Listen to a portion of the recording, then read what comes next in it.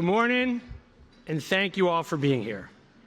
I'm glad you can join us because there is a lot in the air right now, and we have a lot to talk about. First, I'll start on a high note with our sports teams and the WNBA champions, the New York Liberty. Last weekend, they won their first title and got their well-deserved parade up the Canyon of Heroes. And of course, Yankees are in the World Series, back home for Game 3 tonight. Also, you might have noticed there's a presidential election going on. We are 8 days out, and if the pollsters are right, our nation is divided right down the middle, with each group, for the most part, feeling the other has both lost touch and lost its mind. In local politics at City Hall, these have been turbulent days. I won't mince words. From the outside, it looks tough. This is a hard city to run in the best of times, and these are not the best of times. Our ABNY community wants our leaders to have vision. We want them to do big, ambitious things. At the same time, maybe even more important, we want the greatest city in the world to run well. I know a good number of people in this room breathed a sigh of relief when we learned that Mayor Torres-Springer wasn't just staying on,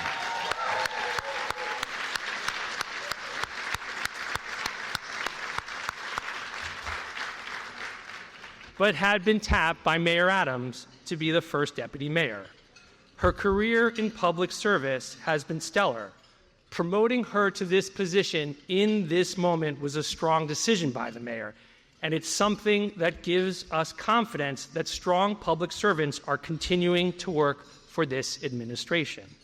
We look forward to hearing from the first deputy mayor today about how she is leading in this time.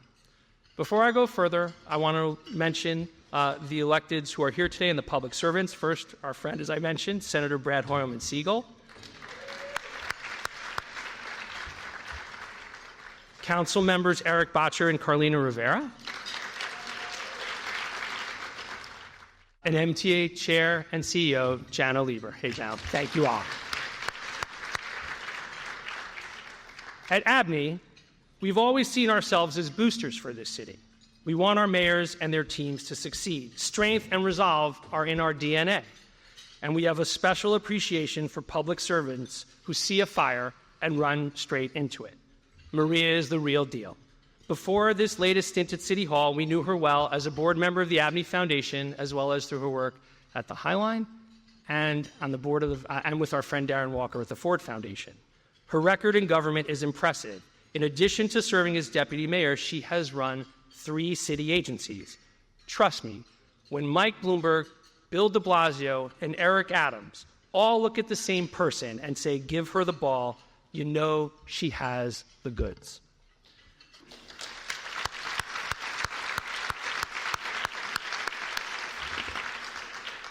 Maria's vision is expansive and her approach is inclusive. She recognizes New York City's private sector, our businesses, our institutions, and our not-for-profits as true partners with government.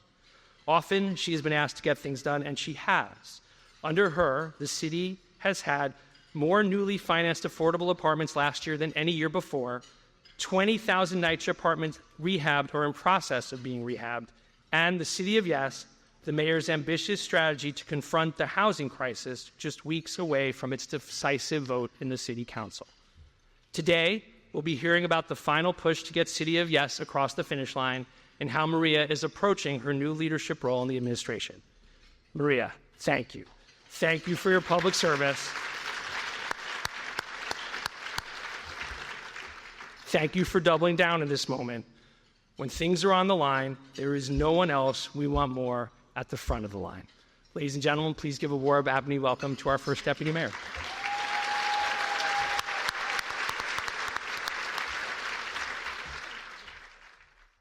Good morning, everyone. Thank you so much, Stephen and ABNY, for inviting me here today, and really for the tremendous partnership and support over the years. I want to thank all of you for being here this morning so that I can share with you a few things that I'm just so excited about.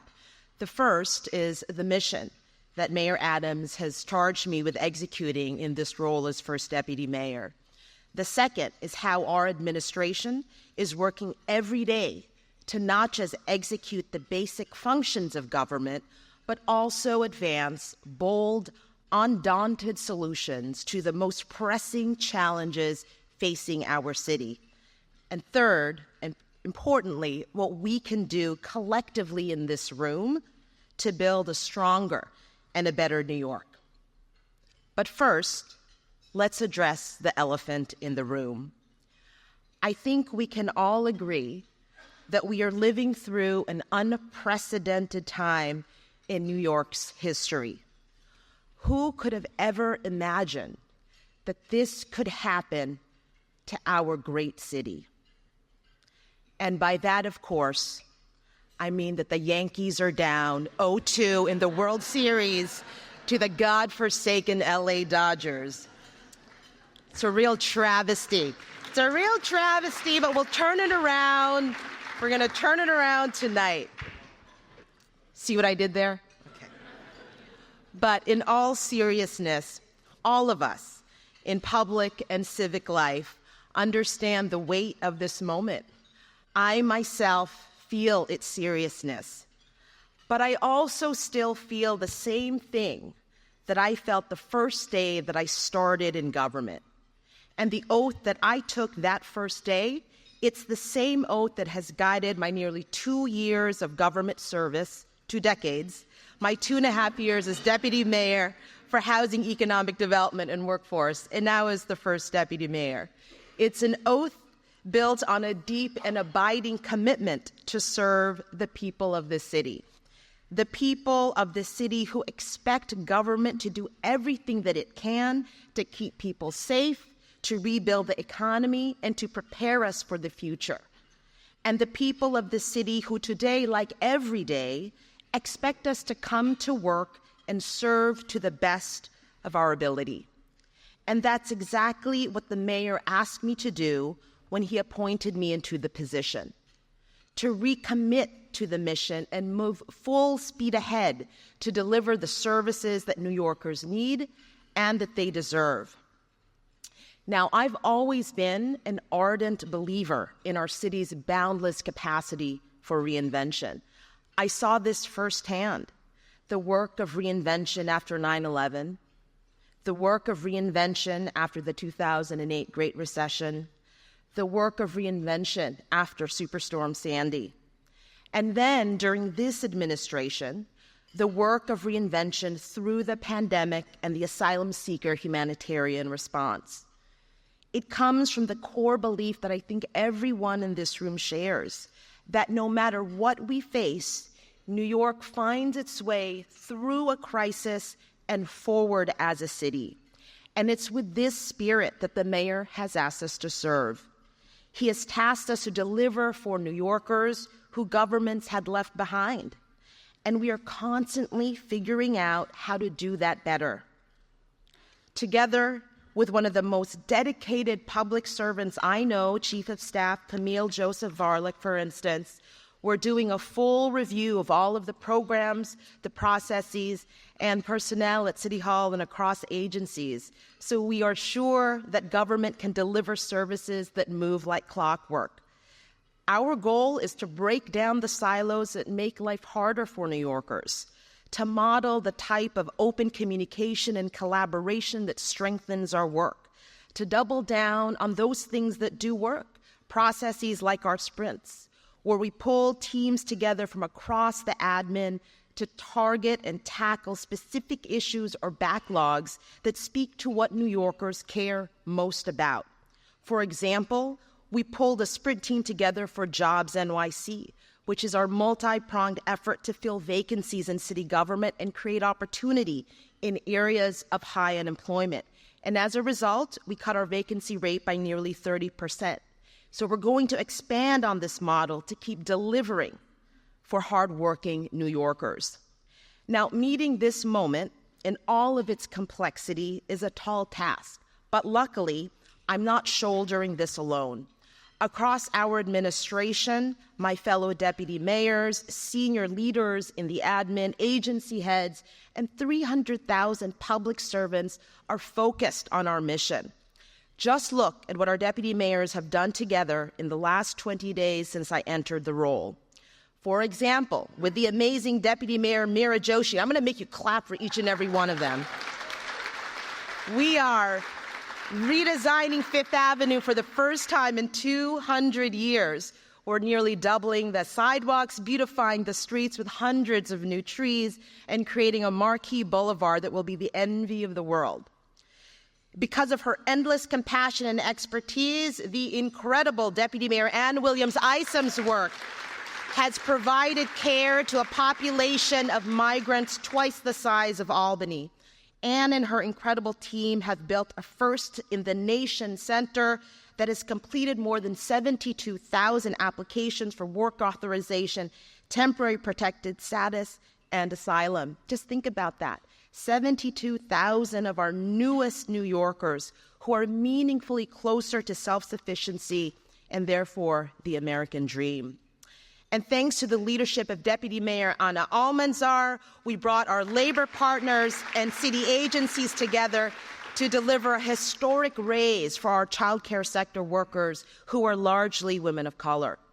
He's not here today, I don't think, but our newest Deputy Mayor, Chauncey Parker, brings nearly 40 years of law enforcement experience across all levels of government. And under his leadership, we will continue to make sure New Yorkers are safe, and in his words, are safe with the lightest touch possible, and bring every resource we have at our disposal to the table.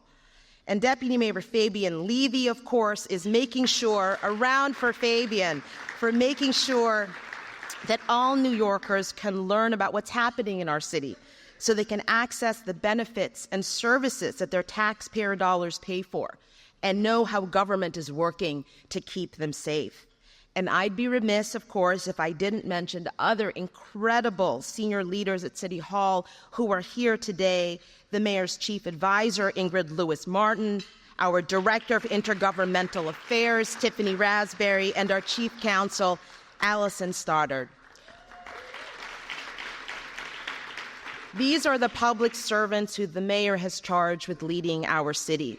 They are the ones dreaming about big ideas while sweating the little things that turn those ideas into reality. They are the public servants who are moving our city forward, and I'm proud to work alongside them every single day. And together with our city's 300,000 plus strong workforce, our job is to make sure we focus on the core issues that matter most to New Yorkers: protecting public safety, creating jobs, and making it more affordable to live and raise a family in this city. And that starts, of course, with what I see as the defining issue of our time, and that's housing. No surprise to anyone in this room. It's a crisis that impacts New Yorkers from every walk of life. Young people who come back home from college and can't afford the rent in the city that they grew up in. Older adults who are on the verge of being priced out of the city that they've called home for generations. Families who can no longer keep up with rising costs and are forced to look elsewhere to raise the next generation of visionaries, innovators, and leaders. Now, living in the greatest city on the globe should not be a luxury available to a few, but an opportunity within reach for millions. And we're already doing as much as we can to create quality, affordable housing for New Yorkers. We've invested a record $26 billion in housing capital over the course of the next 10 years, and accelerating $2 billion of that in the next 2. The team at HPD, as Stephen mentioned, building and preserving more affordable housing than ever before, with back-to-back record-setting years. And through the NYCHA Preservation Trust and PACT program, we've unlocked billions for long overdue repairs. Through the 5 rezonings which span the city, from the East Bronx, which passed the City Council earlier in the year, to the Atlantic Avenue plan in Brooklyn, which just entered the public review process, to Jamaica and Long Island City in Queens, and Midtown South in Manhattan, all 3 of which will come before the City Council before the end of next year. We are building the foundation for growth and opportunity in transit-rich areas. But here's the truth. With a 1.4% vacancy rate, that's not enough. We need to do more, and we can't do it alone. We need to build a little bit more housing in every neighborhood of this city, and that's exactly what our city is proposing with the City of Yes for Housing Opportunity, the most pro-housing zoning initiative in our city's history. Common sense solutions to meet the dire moment that we are in. Now, the problem might feel complex, but we know that the solution is pretty simple. We just have to build more. Through the City of Yes, as many as 109,000 new homes over the course of the next 15 years are within reach for our city. As many as 30,000 new jobs through this initiative are within reach for our city. As much as $2.1 billion in annual wages and $83 billion in economic impact are within reach for our city. And that's if we say yes. Now, last week, our admin and everyday New Yorkers, they made their voices heard at a city council hearing. The majority of those people, and in a recent poll, 80% of New Yorkers, they were clear and they were to the point. They said yes. Yes to more housing in our backyards. Yes to housing our homeless neighbors in need. Yes to housing our seniors and our young people. Yes to the City of Yes. But opponents as well made their voices heard. They're afraid of what a little more housing will do to their neighborhoods. They're afraid that low-density communities will lose their characteristic feel. But here is what they're missing. Those communities became the gems that they are because hardworking New Yorkers could afford to live there.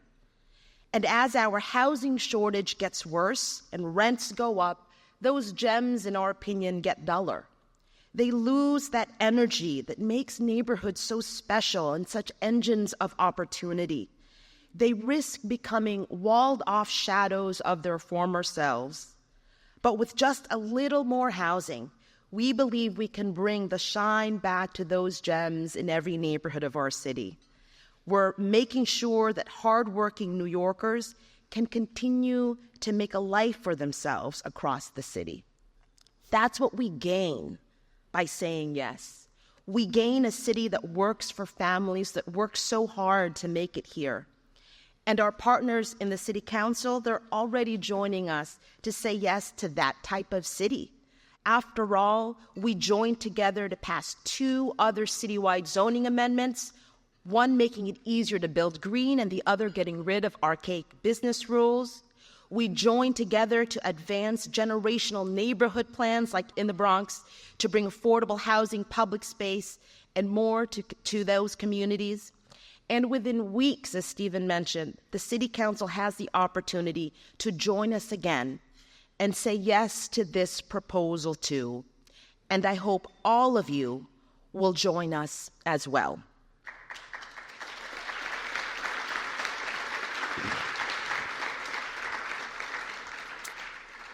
Because there's an old Jewish teaching that I'm reminded of, and I say that not just because I'm actually on the road to convert, that I'm reminded of that if you save one person's life, you save an entire world. And in the grand scheme of things, 1 unit of housing may not seem like all that much, but to the CUNY grad making a starting salary at their first job, that 1 unit is the world. To the teacher who needs to commute 2 hours each way to save on rent, that 1 unit is the world. And to someone like me who had a roof over her head growing up only because of a Section 8 voucher, that 1 unit is the world. So if we say yes to more housing, I think we can change the world more than 100 times over, because that's the kind of city that we want to build. And that's the kind of city that New Yorkers deserve, right? A city with abundant housing, with family-sustaining jobs and world-class infrastructure. A city that is safe for everyone who lives here. a city where you can get ahead and live a long and healthy life no matter where you are from, what you believe in, or who you love. And a city where we take ambitious generational projects that people in other cities can only dream of. Now, make no mistake, we're well underway on these types of bold projects. We're creating a whole new neighborhood, for example, at Willets Point, with the largest 100% affordable housing project in 40 years in the city's first soccer-specific stadium. We're building the East Coast's largest offshore wind port at the South Brooklyn Marine Terminal. We're making New York City the center of the burgeoning life sciences industry at Spark Kips Bay. We're ensuring that the greatest city in the world is the greenest city in the world at our Climate Innovation Hub at the Brooklyn Army Terminal and at the New York Climate Exchange on Governor's Island. We're unlocking our blue highways with a 21st century modern maritime port in the 120-acre Brooklyn Marine Terminal in Red Hook. But we're not stopping there. We're also turning our attention to other neighborhoods in the city, including Gansevoort Square. So right in the meatpacking district, this is the home of the High Line, iconic businesses, and the Whitney Museum of American Art, of course. Already a cultural gem in Manhattan, we know there's even more potential here. And so today, I'm really proud to share for the first time our new vision for Gansevoort Square. Now, the mayor announced through Executive Order 43 earlier in the year that we would review all city-owned land for housing sites and that we would advance this work rapidly. And I'm therefore pleased to share that we reached an agreement with our partners at the Gansevoort Meat Market, who've made this district, of course, their home for over a century, that will allow them to find new facilities and better ways of serving their customers. And in the space that they leave behind, we're taking what we learn from our New New York panel and building a 24/7 live, work, play, and learn community. And that starts with housing. Specifically 600 units of desperately needed mixed-income housing in one of the most amenity-rich neighborhoods in the world. We believe that half of those units will be affordable, and this entire project will be done without any sort of public subsidy. Building on that, we're adding 11,000 square feet of new open space so that new residents, New Yorkers, and tourists from around the world will be able to enjoy it. And the best part is we still have tens of thousands of square feet of potential to work with so that incredible nearby partners like the Whitney and the High Line will have additional space for their operations and for expansion. And we're already taking the next steps to turn this vision into reality. Next month, we'll start engaging with New Yorkers to design the right RFP, which will release an award next year. And we'll do this, of course, in close partnership with local leaders, including Councilmember Bottcher, who I know is here today. Now, this is the exact type of project New Yorkers want our city to continue to dream up and deliver. And to be clear, these projects are complicated and they're challenging, and it takes all of us in this room to get projects like this over the finish line. But in our administration, we run towards these types of projects and not away from them. And if you take one thing from these remarks, I hope you'll take away that our pledge, that my pledge, is to keep moving generational projects forward and also generating new ones. And I want to end by returning to what I shared at the start of my remarks, and that's the simple truth that being a public servant is my life's work. And I want to assure each and every one of you that I know that service, it's an action and not a title. I was called to service because I became a New Yorker during a time of great tragedy in our city, having moved here just a week before 9/11. And on that day, I found myself covered in dust walking over the Brooklyn Bridge alongside tens of thousands of my new neighbors. We all banded together, and at the time, was a desperate attempt to get to safety. But from that point on, we were bound through the work of rebuilding our city. And from that day, I personally decided to devote the rest of my career in service of New Yorkers. Because on that worst day in our city's history, we were at our best. We saw the spirit of New York in our unity of purpose. Our police, firefighters, emergency service workers, and everyday New Yorkers, they exemplified the highest ideals of our character. And this spirit of resiliency was instilled in me at a very young age. Many know that my parents immigrated to the U.S. from the Philippines a year before I was born. They worked multiple jobs, but still struggled too often to make ends meet. But they persevered. And I will never forget the day that my father, Manny, God rest his soul, cleared out all of the money that we had in our bank accounts, a big $400, and gave it to me before I went to a big East Coast college that I'd never even visited. He believed in me, and I've worked every day with the singular goal of not squandering those $400. And so my story, it's similar to so many New Yorkers, because as a city of immigrants, we all carry the echoes of the choices that led our families to leave their homes and to strive for a better future. And I've always believed that public service, it's an opportunity to ensure that that future is afforded to everyone in this city. Because ultimately, public service, it's an act of love. And when we do our best work, that love, it's unconditional. We don't ask what's in it for us. We serve because of the sheer privilege of doing so. We serve because we know no other way. And that is who you will have in the team leading the city. Public servants who know that our city's best days lie ahead. Public servants who understand the nuance and the complexity of this moment, but will continue to step up for New Yorkers, not despite of that complexity, but precisely because of it. And so let there be no doubt that we are on a mission, together with everyone in this room, driven by a deep clarity of purpose and an unwavering faith in our neighbors, to be worthy stewards of a city of which 8.5 million New Yorkers can be proud. Thank you.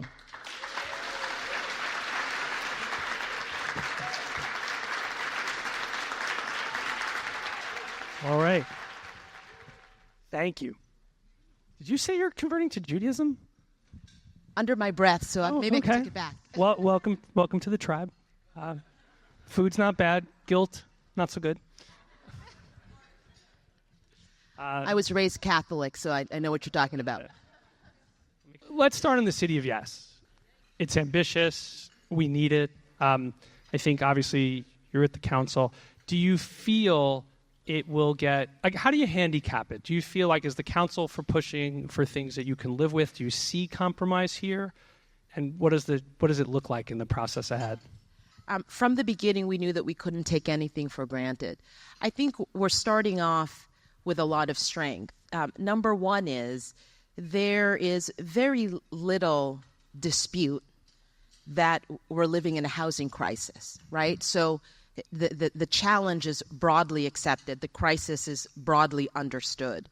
And then we have in the Speaker of the City Council and so many members of the council, leaders who know that we have to do more. The Speaker herself, with her colleagues, we passed together a fair housing framework bill, right, just a year ago.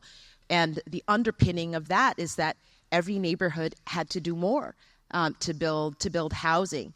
And so we are where we are today, just a few short weeks away from hopefully landing the plane. And there are two things that are important. Number one is we have to make sure that we don't water down the proposal to a point where it is unrecognizable and to the point where all we're doing is watering down our own tools to confront the housing crisis. The City of Yes for Housing Opportunity, a significant generational opportunity, it's not going to solve everything. But if we don't move forward with it with the type of energy and strength that's needed, then all we're doing is hurting ourselves. The second thing that I think is really important is that we want to work with our partners in the City Council to make sure that we're making the types of commitments that make sense given this proposal. We do this all the time. I have worked on and helped lead dozens of rezonings. And at the end of the day, in partnership with a local member, what you get isn't just the zoning change, but you get a vision and a set of commitments for a neighborhood that ensure that growth happens responsibly and with all that makes neighborhoods great, not just the housing, but parks and community centers, cultural organizations, et cetera. And so we're still on a path to making sure we're answering every question, tackling every concern, staying strong so it doesn't get watered down. But in the end, here's my hope. My hope is that routine politics don't bog this down. NIMBYism in the city has always had a little bit of a bipartisan disposition, right? And so we have to overcome that as a city, because I, for one, am kind of sick and tired of trafficking in the same statistics. The 1.4% rental vacancy rate, the 60,000 individuals, mostly women and children who sleep in shelters, the percentage of New Yorkers who are rent burdened. Like, it's enough. It's time to take action that will benefit not just this generation, but this city for generations to come.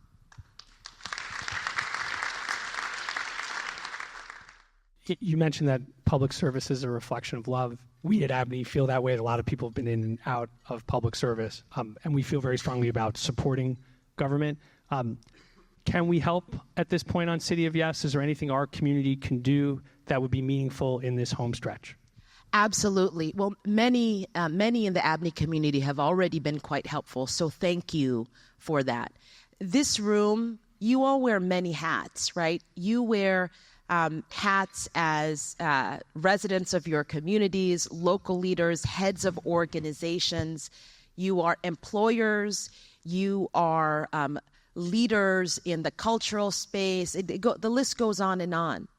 And when I travel through the city and speak with employers and organizations and labor leaders, the number one issue is always housing. And so my plea to you, the clarion call that we're making, in all the spaces that you are in, the private spaces, your speaking events, talking to the city council, take the opportunity to talk about why City of Yes for Housing Opportunity matters. And then, because if this passes, once it passes, our work is not done. There are so many other ways that we need to move forward as a city to tackle the crisis. Federal advocacy is incredibly important. And housing resources, it actually has bipartisan support, but it's been elusive to get over the finish line, both to finance more affordable housing and to make sure NYCHA has the resources that it needs. Our work in Albany always is important because of all of the tools we need to continue to get and to strengthen. And then when there's either a rezoning or a private application on the local level, we have to make sure that every voice is heard and not just the voices of the loud, well-housed few. The loud, well-housed few. Because the time for the loud, well-housed few to prevent others from that same opportunity, we need to be well past that time, and we can only do that because the people in this room, with all of the hats that you wear, with all of the juice that you have, that you are expending it on what I mentioned earlier, what I believe is the defining task of our generation of leaders in the public and private sectors. number one issue is often housing. The number two issue, not far behind, is often public safety in our community. Mayor has been very clear about that as his priority. Recently, you've had a lot of changes atop the PD and in city halls at overseeing public safety. Can you talk about where you are now and what the priorities are, looks like going forward? Of course, public safety from day one has been the mayor's number one priority and continues to be. We are encouraged by the fact that we have seen nine straight months of declining crime overall, and a drop year to year in the major offenses of more than 3%. And that happens because it has been and will continue to be an all-of-government approach. Number one, making sure we make smart, targeted investments. That type of work has led to more than 1,200 smoke shops being closed. It's led to thousands of guns, nearly 18,000 taken off the streets, tens of thousands of ghost cars addressed. And it also means that we have to do this work in a multi-agency, fully coordinated way. And we have in Deputy Mayor Chauncey Parker someone whose stock and trade is partnerships.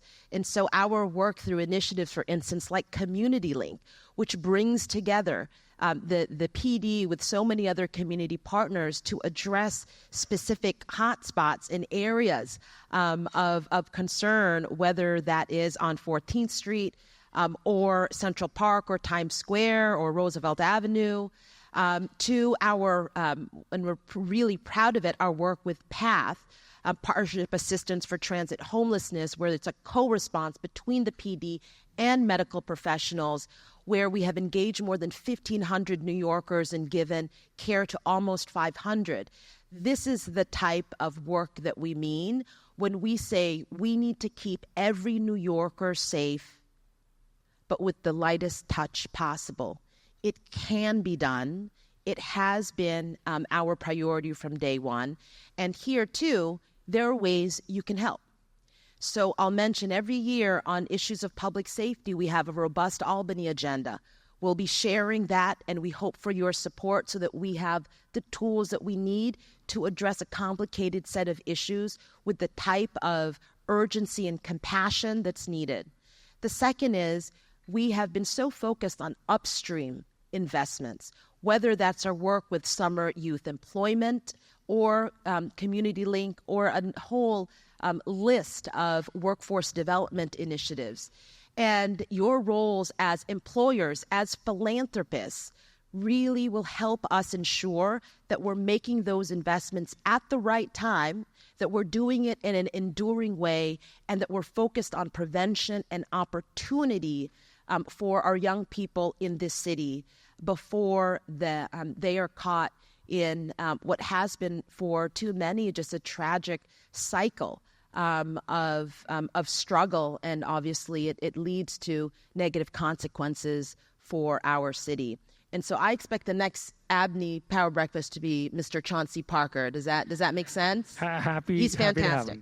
We've heard a lot from our community. People care a lot about the subways and not just investment in the subways, but you mentioned homelessness on the subways and mental health, with both like a desire to have an approach that's compassionate to those who are mentally ill, and well as take people, because it is scary to be on the subway with your family in a car. And I think when something happens, so it's a big importance to our community if we can help you. And I think I would say we'd love to see a focus on that, because we kind of feel if the subways don't work, the place doesn't work. And so anyway, so please call on us for that. You've been across 3 different mayors. I guess just a question. Can you talk a bit about like what you've learned that you bring to your management style now as first deputy mayor, and how different it's been a bit over the course of those 3? Each administration has been different because the city has faced varying challenges in each of those tours of duty. But there are a few things that are constant that I'm particularly proud of. Number one is that, sometimes the characters change, but in each administration, you have a 300,000 plus workforce across the agencies who are so committed to improving the lives of New Yorkers on a day-to-day basis. And so what do they need to see to keep doing that work? They need to see that their leaders support them. that we're addressing resource issues, that there's a positive vision for where the city is going. And people ask me all the time, are you getting agency heads or others who are worried or thinking about leaving? And the answer is actually quite the opposite. I have the fortune of working with agency heads in the housing and economic development portfolio. And the other thing that happens all the time is the other deputy mayors are like, no, I have the best team, but I have the mic. So the housing and economic development portfolio has amazing agency heads, and they ask, what can we do right now? And so that's the spirit of public service that has been consistent. Two other things have been key, I think, to the work that I've been so fortunate to be a part of. One is that, and I really believe this, that in government, Newton's first law, bear with me, Newton's first law of motion. Does anyone know what it is? Leiden might know. That an object set in motion stays in motion. It doesn't apply. Doesn't apply in government. Applies everywhere else in the universe, but not in government. Because we have to keep pushing. We can't take anything for granted. Projects die 5 times before they actually come to life. Just because you have a blueprint doesn't mean it's going to get implemented. And so much of what we have done together is make sure that good ideas, a glossy brochure, turns into stuff and things that New Yorkers appreciate and that improve their lives. And then, the last thing that I'll say is it's also easy in government to get paralyzed by these awesome challenges, climate change, the housing crisis, a global pandemic. But here's what I have found works on a day-to-day basis. And it's a see problem, solve problem type of mentality. That is the way that my colleagues and I work on issues every day in order to not get overwhelmed by the scale and enormity of the challenges we face, and to make sure we keep moving our city forward. And, that's certainly the type of culture that the mayor has embraced and supported, and we hope to continue to move in that way in the days and months ahead. Can you talk a little bit about your working relationship with the mayor and how it's been in your previous role and it is in this role? I've enjoyed a really productive and supportive relationship with Mayor Adams. I've found that he is so incredibly open to ideas and to discussion and to pushing the envelope on issues that are hard. Let's just talk about housing. Everywhere we go, there are a number of people who say, let's build more housing, but a whole lot of people who say, can you just not do it here? Or you're you're destroying something in order to create more housing. And the same is true when we think about what it means to stand up shelter space, right? For the 60,000 New Yorkers, mostly women and children, who need shelter. And in those moments, I feel like I have seen the best in Mayor Eric Adams, because he is so strong and resolute about the need to address this issue. And that takes a particular type of courage. And so I feel really fortunate. And, again, I'll go back to, I know this is a complex time, but the job is in some ways quite simple. Those are the 3 things that I mentioned in my speech that he tasked me with, which is to make sure that we are continuing with the effective functioning of government, we keep moving generational projects forward, and that we care for the 300,000 people who are, let's be honest, the ones who are really doing the work on a day-to-day basis. And so I'm just going to, I will stay faithful to that so that he does not regret appointing me to this position. You've inherited OMB. So can I ask how you look at going into the budget for the coming years? Is it austerity? Will we have solid revenue? What does the picture look like? What's interesting? Here's the other thing I've learned in government. Individual leaders, individual people, they get too much credit and blame for what happens, right? And so I know the last budget cycle, the last year was difficult. We were facing difficult budget issues. So the work ahead is to not stick our heads in the sand about headwinds that we have to face, and at the same time, make sure that we are continuing to make the types of investments that protect New Yorkers, that improve livability, and that improve affordability. And maybe it's because I'm a pathological optimist, I believe we can do both. We can do both. Be good fiscal stewards, be honest about the budget situation, and move our city forward with the proof of that being in how we invest your tax dollars.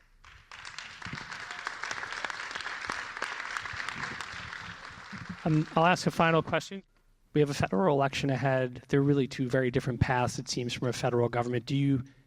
Depending upon one way or the other, do you think we govern the city differently versus one administration in D.C. versus another? Or do you think kind of course is the course? We have to be prepared for every scenario.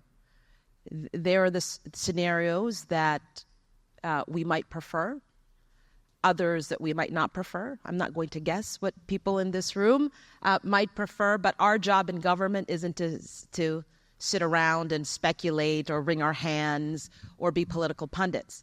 Our job is to make sure that we are prepared for every scenario, and those at least need to happen on 3 lanes.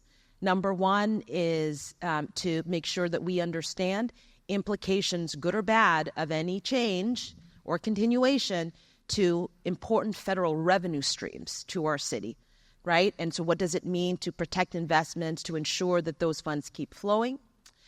Number two, to make sure we're aware of implications, good, bad, or in the middle, to policy issues that we care so much about as New Yorkers and we are the epicenter of, whether those are issues related to reproductive rights, issues related to immigration, and many more.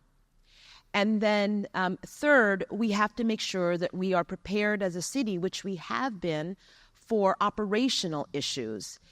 For example, and we have already seen this, so there's an election coming up, but if we're honest, we know that we've been in a period of deep political stalemate and social fragmentation, and that manifests itself in protests. And so incidents of political violence, whether they are growing, whether they are in different pockets, whether they're more of what we've been used to seeing, we have to make sure we are prepared. And thanks to our colleagues at the NYPD, I want to assure you that we are. So preparedness for what's to come, that's the work of public servants and government technocrats. I've never been so happy to be called a technocrat before. Isn't that weird? It's weird. I didn't grow up thinking, you know what I want to be? I want to be a boring technocrat. But that's our work. It's well underway, and it's what New Yorkers need and deserve. And in many ways, however, it's not dissimilar from what we have been doing in preparation for many different crises, natural and man-made. Maria, thank you for your love of public service. Thank you for being with us here tonight. And thank you all for coming.